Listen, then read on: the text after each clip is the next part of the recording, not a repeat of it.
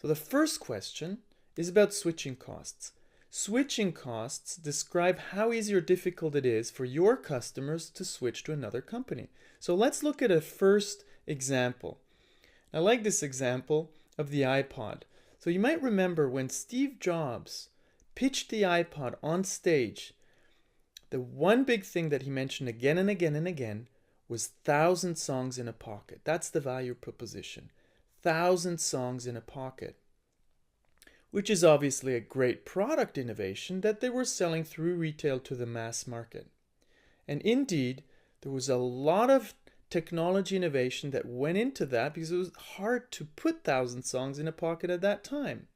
But what most people don't realize is that this was a very, very intelligent strategy to create switching costs, because once you have 1,000 songs in your pocket, it's actually pretty difficult to get those songs out. In other words, when you put music, a lot of music on one device, it will probably be pretty difficult, if the company doesn't make it easy for you, to take this music and put it on another device from another brand. So you are in fact locked in. For Apple, that meant that they would be able to produce recurring transactional sales. Because you're locked into the Apple system, probably you're going to buy Apple products later on. And in addition to that, they created the iTunes software and the iTunes Store, which allowed them to create recurring revenues from content. What most people don't know is that for a very long time, the content revenues were not that important, but Apple built up this system with the switching costs mainly to create recurring revenues from selling devices, from selling hardware. It's a wonderful example.